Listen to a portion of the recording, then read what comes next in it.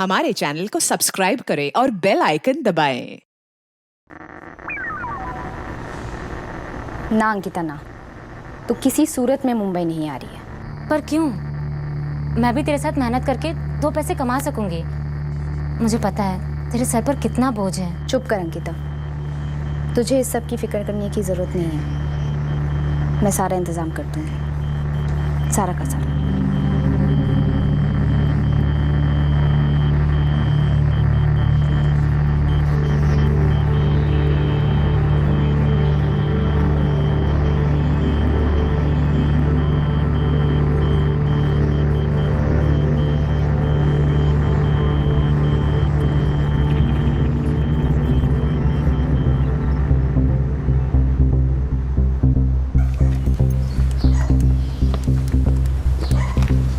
मुझे मेरे 75,000 आज ही चाहिए। वो सब मैं नहीं जानती, मुझे मेरे पैसे चाहिए बस। मैं आज ही आ रही हूँ लेने।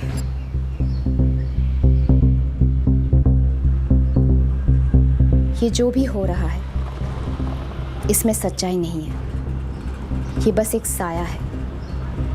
वो प्यार प्यार नहीं होता जो किसी को कुछ दे ना पाए। वो बस एक साए की तरह होता है जो पीछा करता रहता है।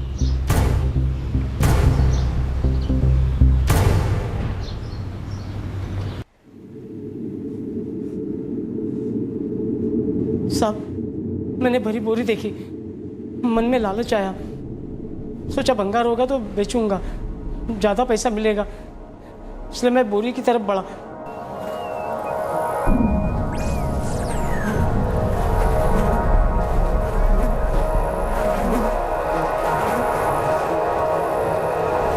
उस बोरी में लाश है साहब। आदमी की है औरत की? औरत की।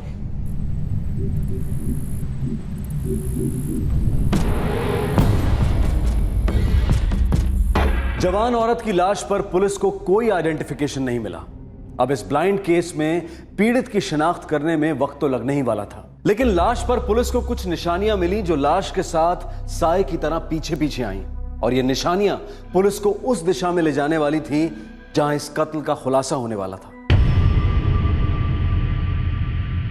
गला घोटने से मौत हुई है। पूरी पॉसिबिलिटी है कि इसने फाइट बैक किया होगा। विक्टिम की एज? 20 से 27 साल। मौत की टाइमिंग? 48 से 55 घंटे हुए होंगे। 48 से 55 घंटे यानी परसों, मतलब 12 जून को इसका कत्ल हुआ और उसके बाद इसको डंप कर दिया गया। Doctor, sexual assault, rape? Sexual assault और रेप के तो कोई निशान नहीं लग रहे इंस्पेक्टर, पर एक बात है, कत्ल के कुछ मिनटों पहले सेक्सुअल एक्टिविटी हुई होने की संभावना है। कपड़ों की कोई चीरफाड़ नहीं हुई। डॉक्टर, आइडेंटिफिकेशन के लिए हमें कोई सुराग नहीं मिला है। एक बहुत जरूरी बात है। क्या? विक्टिम 2 मंथ्स प्रेग्नेंट थी। एक बात और है, पता नहीं आपको कितना हेल्प करेगी। कत्ल के दौरान इस लेडी ने कोई अंडरगारमेंट नहीं पहने थे। सारी मिसिंग कंप्लेंट छान मारी? हाँ सर, कुलाबा से लेकर विरार तक, सीएसटी से लेकर कल्याण, करजत, कहीं से कुछ नहीं मिला सर। 20 से 27 साल की लड़की थी और 2 महीने की प्रेग्नेंट थी। कत्ल के दौरान इस लेडी ने कोई अंडरगारमेंट नहीं पहने थे। भोसले, पता नहीं ये बात हमारी कितने काम आएगी, पर डॉक्टर ने कहा था कि लड़की ने अंडरगारमेंट्स नहीं पहने थे। सर, विक्टिम के कैरेक्टर पर मैं उंगली नहीं उठा रहा, पर अक्सर मुंबई में प्रोस्टिट्यूट्स अंडरगारमेंट्स नहीं पहनती। I mean, आप समझ रहे हैं ना सर? चलो, एक पॉसिबिलिटी तो मिली। भोसले, इसी दिशा में जांच शुरू करते हैं। लाश ने अपने आप एक सुराग, एक निशानी दे दी थी, उसकी शिनाख्त में अहम साबित हुआ। साहब, एक बाय डांसर है पहचान की, मालती। मैंने उसको डेड बॉडी की फोटो दिखाई। अरे मैंने तो ऐसी गूगली मार दी साहब, और हाथ में विकेट आ गया। ये मालती बार डांसर, क्या वो विक्टिम को जानती थी? नहीं साहब, वो उसको जानती तो नहीं थी, लेकिन मालती बोली कि उसने देखा है पहले उसे। मैं अक्षरा बार में वेट्रेस हूँ सर। नहीं सर, मुलुंड में होटल रेड प्लाजा है, वहां देखा।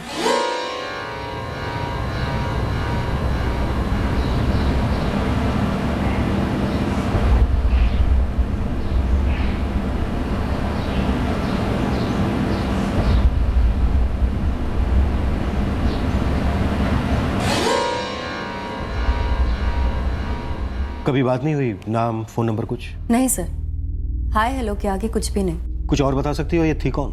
मेरे जैसी थी सर, साइड बिजनेस करने वाली, हर बार नए कस्टमर के साथ आती थी सर। भोसले, पहले ऐसा मैं लगा था कि शायद चांदनी प्रोस्टिट्यूशन में थी, लेकिन अब कंफर्म। एक काम करते हैं, होटल रेड प्लाजा के मैनेजर से बात। हाँ सर, इसे मैं जानता हूँ, अपने यहाँ रेगुलर थी। नाम, एड्रेस, मोबाइल नंबर?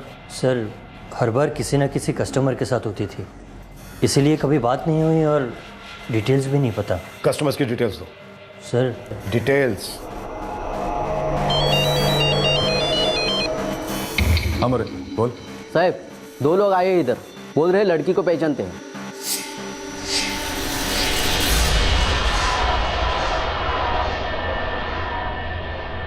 राजस्थान से हैं सर। लेकिन है कौन? रमन परमार और सावित्री परमार। उन्होंने लड़की का पोस्टर देखा था। रिश्तेदार हैं क्या? हम चाली से निकल ही रहे थे साहब, तब हमने वो तस्वीर देखी। साहब मन्ने लगो है कि ये हमारी ही छोरी है, चांदनी परमार। 9 जून को आखिरी बात हुई थी साहब चांदनी से। मैंने उसे बताया कि हम लोग मुंबई आ रहे हैं। जब यहाँ घर पहुँचे तो तालो लगो थे साहब, 3 दिनों से लगो है तालो। हम तो हताश होकर अपने गांव जा रहे थे साहब, राजस्थान। तभी जो हमारी लुगाई है, चांदनी की माई, इसकी नज़र उस तस्वीर पे पड़ी और फिर हम लोग यहाँ चले आए साहब। भोसले, शराब करवा।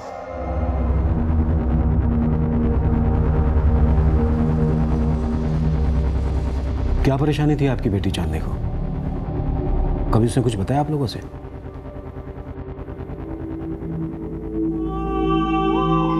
माई भी आ रही है क्या बाबू? हाँ हाँ, तेरी माई ही तो आने की जिद कर रही है। वैसे तू कैसी है? अच्छी हूँ। आप लोग आओगे तो कुछ दिन और अच्छी रहूंगी। अंकिता, तू सब कुछ संभाल तो लेगी ना यहाँ अकेले? मैंने आप बच्ची ना समझो बापू, और आप और माई मारी फिक्र करना छोड़ दो।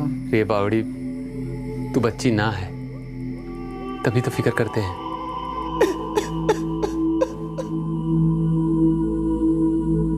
कौन से गांव से हैं आप लोग? ललितपुर, राजस्थान। आपकी बेटी यहाँ मुंबई में क्या करती थी? नौकरी करती थी साहब। कैसी नौकरी? हम लोग बन जा रहे हैं साहब। 6 साल पहले हमारे गांव के कुछ लोगों के साथ चांदनी मुंबई आ गई थी पैसे कमाने। मजबूरी थी साहब, हमारी तबीयत बहुत खराब थी। गरीबी के मारे घर में 2 वक्त की रोटी भी ना पक रही थी। रमन जी, आप हमें चांदनी का मोबाइल नंबर दीजिए।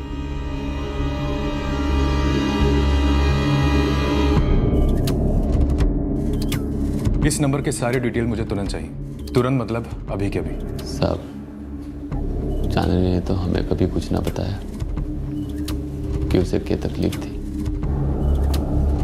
हमें ना है पता साहब।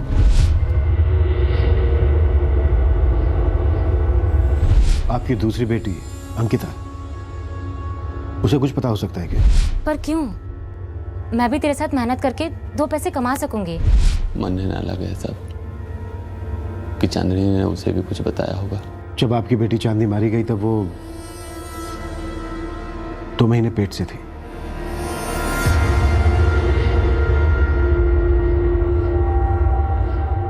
रमन जी, सावित्री जी, जब तक हमारे हाथ कोई सुराग नहीं लग जाता तब तक आप लोग मुंबई में ही रहिए, और कल दोपहर तक आपकी बेटी चांदनी का शव आप लोगों को सौंप दिया जाएगा। यह केस अब एक ब्लाइंड केस नहीं रहा था। लाश चांदनी परमार नाम की एक 24 वर्षीय औरत की थी। चांदनी के गरीब माँ बाप राजस्थान में रहने वाले बंजारे थे, जो शायद ये नहीं जानते थे कि चांदनी इस व्यवसाय में थी, और ये भी नहीं जानते थे कि चांदनी 2 महीने प्रेग्नेंट थी। चांदनी रहस्य के बादलों में छुपी थी, और ये बादल और घने होते गए। मोरे, ताला तोड़ो। जी सर।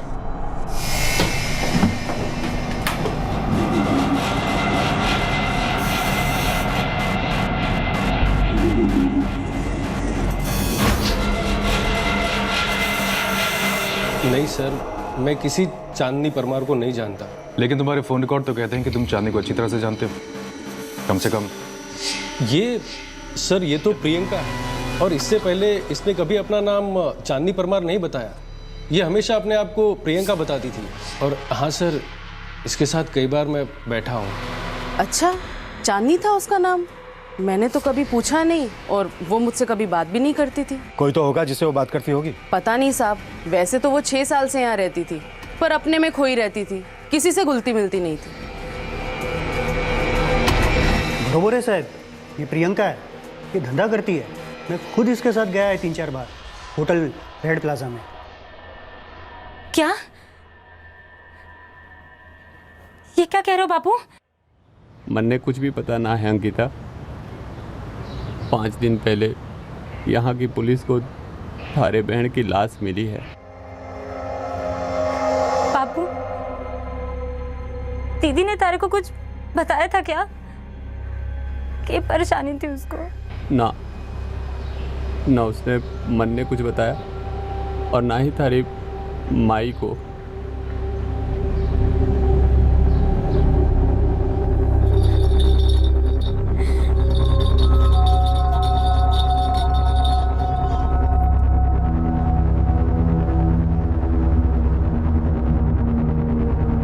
भोसले, पूरे मोहल्ले में कोई भी इसके बारे में कुछ भी नहीं जानता। ये चांदनी और प्रियंका अपने आप में ही रहती थी। सर, मैंने फोन रिकॉर्ड में से कम दर्जन भर लोगों से बात की। सभी ने कबूल किया कि वो उसके कस्टमर थे। कुछ तो खटक रहा है भोसले। 6 साल से चांदनी एक ही मोहल्ले में रहती थी और वहां पर कोई भी उसके बारे में कुछ भी नहीं जानता। यहां तक कि उसके माँ बाप को भी भनक नहीं है कि वो क्या काम करती थी, किस हाल में थी, और 2 महीने की प्रेग्नेंट थी। भोसले, एक काम करो, इसके सेल फोन की कॉन्टैक्ट लिस्ट में जितने भी कॉन्टैक्ट हैं सबको कॉल। सर, कोई तो होगा जो इस चांदनी और प्रियंका के राज पर से रजाई हटाकर हमें इसका असली चेहरा दिखाए। सर, उसका नाम प्रियंका है। मैं उसके साथ कई बार होटल गया हूँ। क्या हुआ सर? चांदनी और प्रियंका का मर्डर हुआ है। मर्डर? तुम चांदनी को कैसे जानते हो? सर, पहली बार मैं उससे रानी बार में मिला था। वो वहीं पे काम करती थी। कहाँ पर है रानी बार? भांडुप में सर। साहब, अब यहाँ कोई लड़की अपना असली नाम तो नहीं बताती। चांदनी परमार शायद वो सिर्फ घर पे होती थी। जब प्रियंका नाम का मेकअप उतारती। चांदनी परमार और प्रियंका का मर्डर हुआ है। अभी हमें इसके बारे में कुछ ज्यादा नहीं मालूम। इसके माँ बाप को भी नहीं मालूम कि ये किस तरह से पैसे कमाती थी। अब हम इसके बारे में कुछ और बता सकते हैं? सर, ये लाइसेंस बार है। यहाँ जो होता है साहब लीगल तरीके से होता है। अब ड्यूटी के बाद लड़कियाँ कहाँ जाती हैं, किससे मिलती हैं, मैं नहीं जानता साहब। ये उनका निजी मामला है। 5 दिन पहले चांदनी परमार और प्रियंका का मर्डर हुआ। 5 दिन से वो काम पर नहीं आई। आपको खटका नहीं? खटका था ना साहब कम से कम 25 बार उसको फ़ोन किया, लेकिन हर बार उसका फ़ोन स्विच ऑफ मिला। मेरे को लगा कि किधर दूसरी जगह उसने काम पकड़ा होगा। मैंने शालिनी को भी पूछा था साहब, लेकिन उसको भी कोई आइडिया नहीं है। शालिनी भी यहीं काम करती है? हाँ साहब, शालिनी इधर ही काम करती है। उसकी और प्रियंका की बहुत जमती थी। कहाँ मिलेगी है शालिनी? शालिनी, तुम्हारी दोस्त चांदनी और प्रियंका का मर्डर हुआ। कुछ बता सकती हो किसने किया होगा? पता नहीं साहब। तुम दोनों दोस्त थी ना? हाँ। तुम्हें पता था प्रियंका धंधा करती थी? धंधा तो मैं भी करती हूँ साहब। बाहर की नौकरी से सिर्फ जेब खर्च के पैसे आते हैं। घर भेजने लायक पैसे तो धंधे से ही आते हैं। प्रियंका का कोई इश्क विश्क का चक्कर, कोई बॉयफ्रेंड वगैरह? पता नहीं साहब। प्रियंका एकदम बंद मुट्ठी थी, कभी भी कुछ नहीं बोलती थी अपनी जिंदगी के बारे में। बस एक दिन उसके मुंह से निकल गया था कि गांव में उसकी कोई छोटी बहन है जिसकी शादी के लिए वो पैसे इकट्ठा कर रही है। शालिनी, प्रियंका 2 महीने की प्रेग्नेंट थी। क्या साहब? ये बात तो उसने कभी भी नहीं बताई। लेकिन हाँ साहब, वो हमेशा उदास रहती थी, कभी किसी से कुछ भी नहीं कहती थी। पक्का उसका कोई बॉयफ्रेंड नहीं था? कस्टमर तो कई थे, बॉयफ्रेंड था कि नहीं वो मालूम नहीं साहब।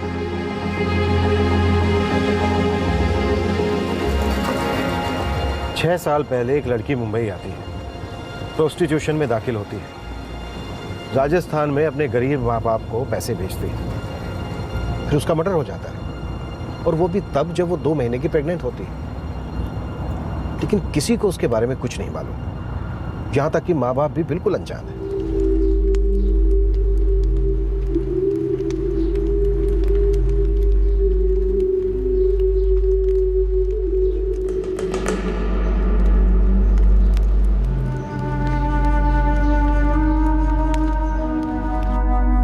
भोसले हो सकता है इसके माँ बाप को जानते हो, लेकिन हमें बताना नहीं चाहते। सर, ये रमन और सावित्री परमार चांदनी से मिलने मुंबई आए और उसी वक्त चांदनी का कत्ल हुआ जब चांदनी प्रेग्नेंट थी।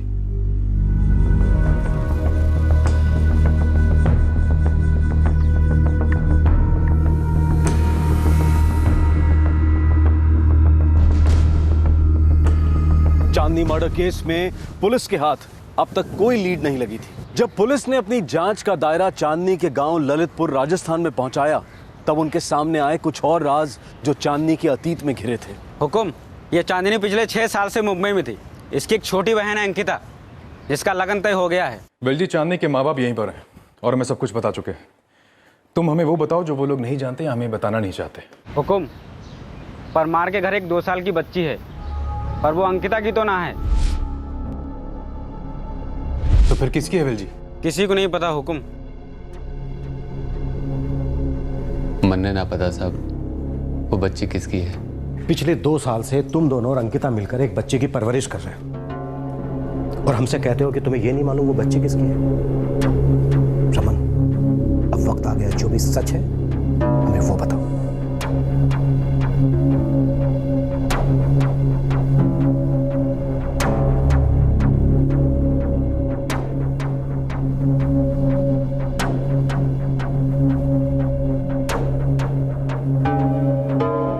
तीनों से एक बात कह रही हूँ,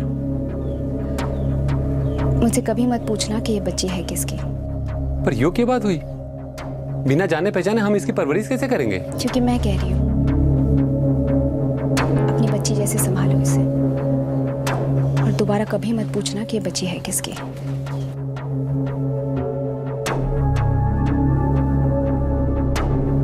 तुम्हारी बेटी तुम्हारे पास एक बच्ची छोड़कर जाती है परवरिश के लिए और तुम उससे पूछते तक नहीं कि वो बच्ची किसकी है। रमन परमार, तुमने ये कैसे सोच लिया कि हम तुम्हारी इस बात पर विश्वास कर लेंगे? किस मुंह से पूछता साहब? चांदनी से। बीमारी ने मन ने मजबूर कर दिया था छोरी के कमाई पे जीने के लिए। बाप होने का हक ही खो दिया तो मैंने 6 साल पहले। चांदनी को मुंबई ही ना भेजना था साहब। आधी रोटी खाते, भूखों मरते, लेकिन ये मुंबई तो हम सबको जीते जी मार गए साहब। बापू, गांव के दूसरे लोग भी जा रहे हैं मुंबई में, छोरिया भी है। मैं कुछ काम ढूंढ लूंगी, अच्छे पैसे कमा कर भेजूंगी बापू आपको। लेकिन छोरी, इतने बड़े शहर में तू अकेली वहाँ क्या काम करेगी? माई कहते हैं मुंबई में सबके लिए काम होता है। नहीं चांदनी, तू कटे न जाएगी। मैं जल्दी ठीक हो जाऊंगा।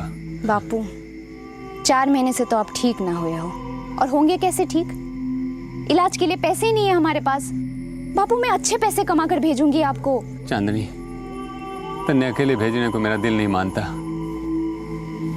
बापू, अगर मेरी जगह थारा कोई बेटा होता तो आप भेज देना उसे। बापू, मैं अंकिता से बड़ी हूं, घर चलाने की जिम्मेदारी मेरी है। अब मान भी जाओ बापू। ए माय, समझाओ ना बापू को। बापू हाथ जोड़ती हूँ।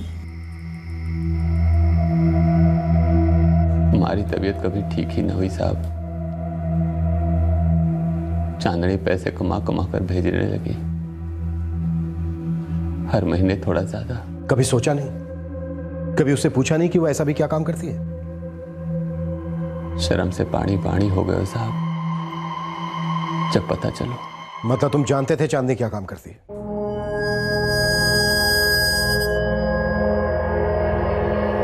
चांदनी, तेरे भेजे हुए पैसे बहुत काम आ रहे हैं हमारे। माई, बस तू बच्ची का ख्याल रख और बापू का इलाज कभी मत रोकना। छोरी, शर्म से गर्दन झुकती है हमारी।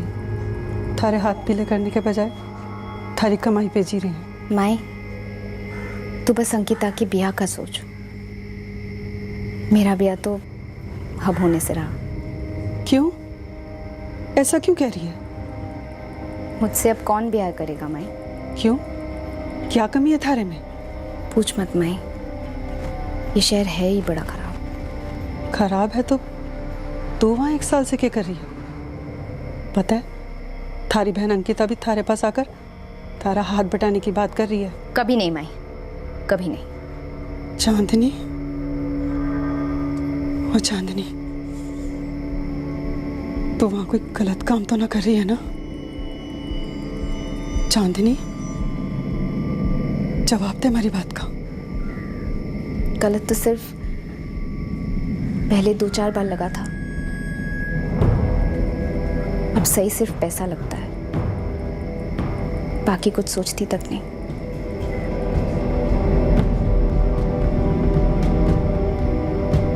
चांदनी ठीक तो है?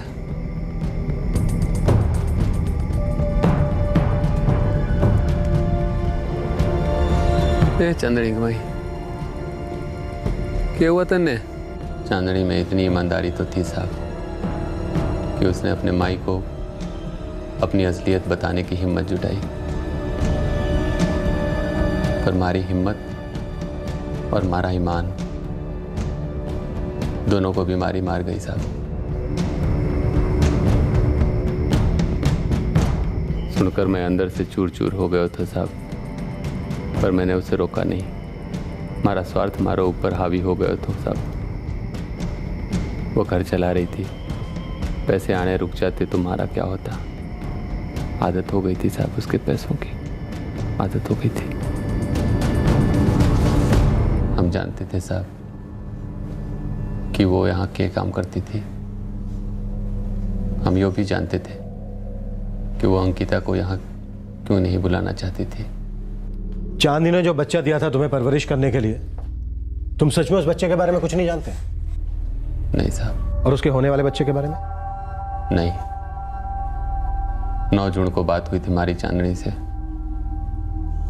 उसने बताया कि अंकिता के ब्याह के सारे पैसे इकट्ठे हो गए हैं, पर वो गांव ना आ सके हैं पहुंचाने को। तो तुम दोनों यहाँ पैसे लेने आए थे?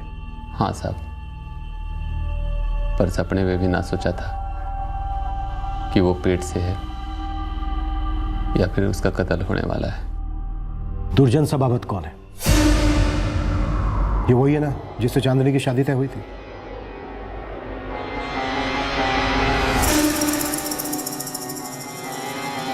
हुकुम, परमार के घर से उस बच्ची के अलावा एक और काम की बात पता चली है। कैसी काम की बात?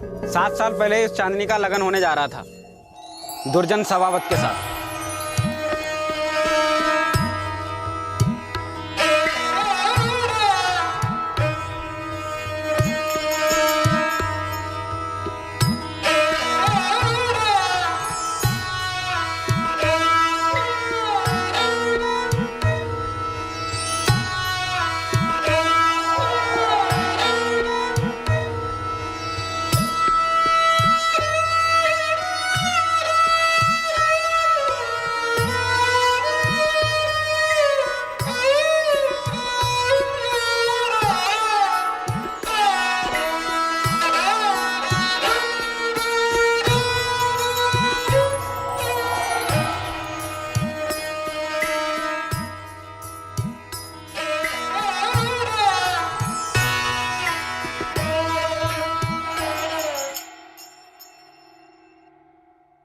वो शादी नहीं सगाई थी साहब। 1 साल चांदनी दुर्जन के घर रहकर वापस अपने बापू रमन के घर लौटी। सगाई के बाद चांदनी 1 साल दुर्जन के घर आई, पर शादी नहीं हुई? हाँ हुकुम, शादी टूट गई। हाँ साहब, चांदनी की सगाई हुई तो थी दुर्जन सबावत के साथ, पर वो तो 7 साल पहले की बात है। उसे आज से क्या मतलब? रमन परमार, चांदनी का कत्ल हुआ है और कातिल को ढूंढने के लिए मैं 7 साल पहले तो क्या 7 पीढ़ियां पीछे भी जा सकता हूँ। पर दुर्जन सबावत तो 1 साल बाद ही चांदनी की जिंदगी से चले गए। तो क्यों?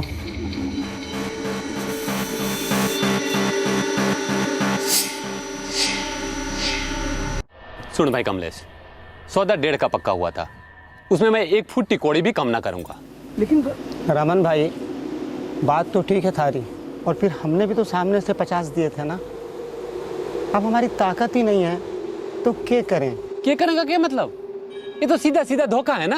यो धोखा ना है, सच्चाई ये है हमारा बुरा वक्त चाले है, पर अच्छी बात यह है कि 1 साल में आपकी चांदी हम सबके साथ खूब घुल मिल गई है और दुर्जन और चांदनी में भी खूब जमे हैं। रमन भाई साहब, अब मान भी जाओ। अरे सवाल ही नहीं उठता। मैं अपनी छोरी के लिए दूसरा दूल्हा ढूंढूंगा या फिर बिन ब्याह है सारे जीवन घर में बैठा के रखूंगा। लेकिन एक बात तो तय है कि अब हमारी छोरी तेरे बहन के घर में नहीं जाएगी। लेकिन भाई साहब, बिरादरी में बात फैल जाएगी। तो ये बात भी तो फैलेगी कि सगाई के वक्त इन्होंने 1.5 लाख का सौदा किया, 1 साल तक बिटिया को बैठा के घर में रखा और अब शादी के वक्त मुकर रहे हैं। ना भाई ना, मैं ये सगाई अभी के अभी तोड़ रहा हूं। और एक बात और काट खोल के सुन लो, मैं अपनी छोरी की शादी इस दुर्जन के साथ तो कभी न करूंगा। ये तो 6 साल पहले की बात है साहब। चांदनी 1 साल दुर्जन के घर रह के आई, फिर सगाई टूट गई। दुर्जन 1 साल साथ रहा चांदनी के, दिल दुख गया होगा उसका, लौट आया होगा बदले के लिए। ऐसा ना हो सकता है साहब। क्यों? ये बात तुम इतने यकीन के साथ कैसे कह सकते हो? चांदनी और दुर्जन का जोड़ी हमारे दोस्त कमलेश ने बनाया था। कमलेश दुर्जन का मामा है। वो लोग कबीरपुर मध्य प्रदेश से हैं। दुर्जन अभी कहाँ है? कबीरपुर में है साहब। उसका ब्याह हो गया है, एक बच्चा भी है। कमलेश से सारी खबर मिलो है साहब। तुम हमसे और कौन कौन सी बातें छिपा रहे हो रमन परमार? चांदनी 2 महीने के पेट से थी और कौन था उसकी जिंदगी में? ब्याह का तो माने कोई पता नहीं बापू, बस हम एक दूसरे को पसंद करते हैं। है कौन वो छोरो? रवि जोशी नाम है उसका, मुंबई का ही रहने वाला है। अभी बता रहे हो रवि जोशी के बारे में, और हमसे क्या क्या छुपा रहे हो रमन परमार? हाँ, तुम्हारे घर में जो बच्ची है वो रवि जोशी की है ना? नहीं साहब, मन ने ना पता। मैं उस रवि से एक ही बार मिला था, जब चांदनी से पहली बार मिलने मुंबई आया था। रहता कहाँ है ये रवि जोशी और करता क्या है? वो तो मैंने ना पता साहब, पर उसका मोबाइल नंबर है हमारे पास। मोबाइल नंबर दो।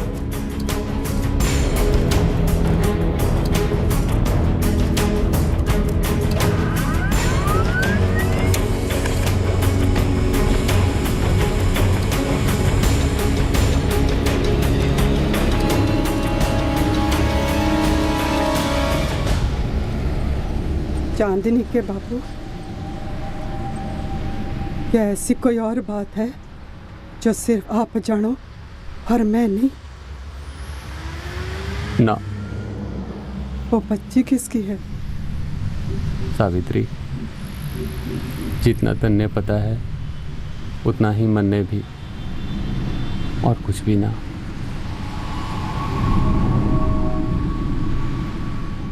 सर, रवि जोशी के फोन रिकॉर्ड मिल गए हैं। बलून का एड्रेस है। फोन नहीं करते, सीधा उठा लेते। मूव।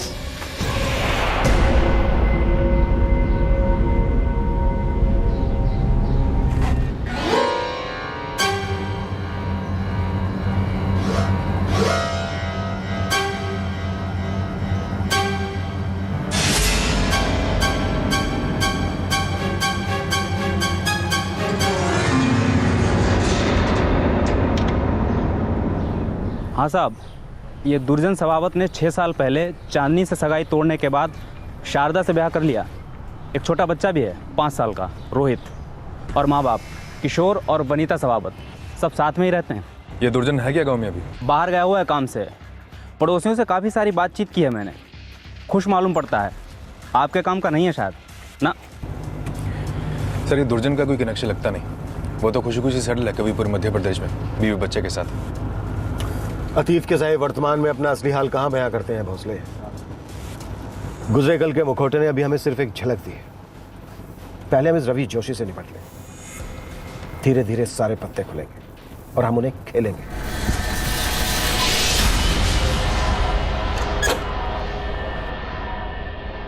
नमस्ते साहब। साहब क्या हुआ? तू रवि जोशी है? हाँ साहब, पर हुआ क्या? चांदनी परमार को तूने क्यों मार डाला? कौन चांदनी परमार साहब? चांदनी परमार, प्रियंका का असली नाम। चल।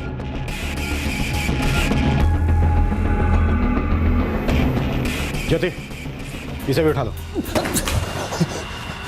साहब मैं सच बोल रहा हूँ साहब।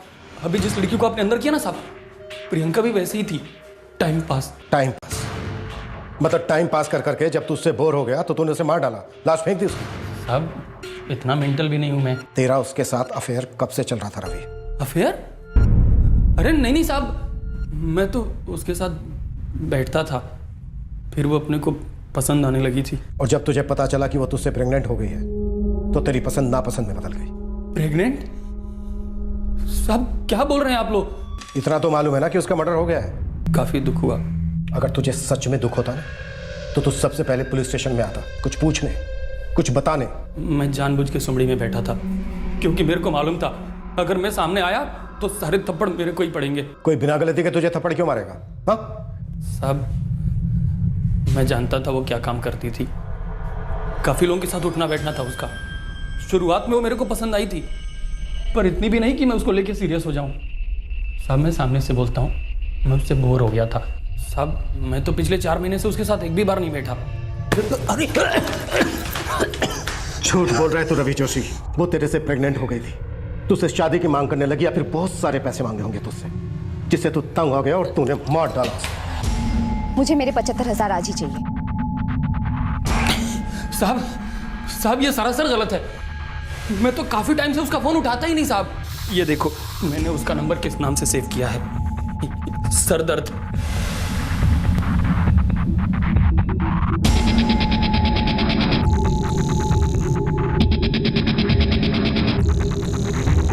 साहब मैं काफी टाइम से उससे पीछा छुड़ाने को ट्राई कर रहा था। मैंने तो 4 महीना पहले से उसका फोन उठाना बंद कर दिया था और 2 महीने से उसने भी मैसेज वगैरह सब बंद कर दिया। मेरे को लगा चलो बला टेली। साहब प्रियंका की मौत से मेरा कोई लेना देना नहीं है, हाय शपथ।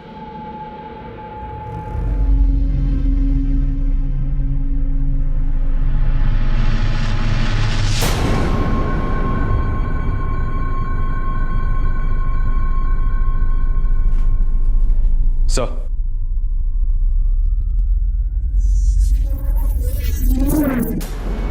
सर, जो नंबर इसने सरदार के नाम से सेव कर रखा था वो चांदी के नंबर से अलग है।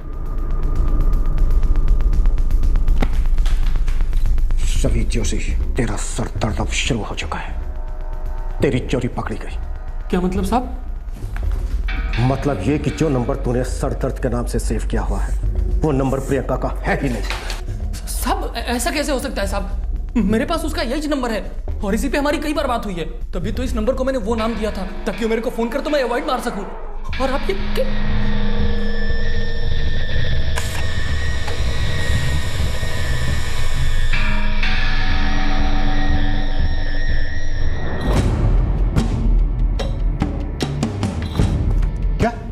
हाँ सर, ये नंबर, ये सरदर्द वाला जो रवि के हिसाब से चांदनी और प्रियंका का है, वो नंबर दुर्जन सबावत के नाम से रजिस्टर्ड है सर। दुर्जन सबावत मतलब सगाई टूटने के बाद भी इसका चांदनी के साथ कोई ना कोई रिश्ता जरूर रहा हो। सर 6 साल पहले टूटी थी सगाई।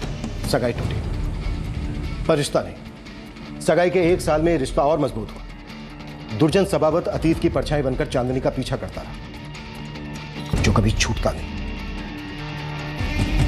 दुर्जन सबावत का नाम सामने आने से चांदनी परमार और प्रियंका के कत्ल का केस सर के बल उलट गया। दुर्जन चांदनी का 6 साल पुराना अतीत था, एक साया था बीते दिनों का जिसने चांदनी के वर्तमान में अपना चेहरा दिखाया था।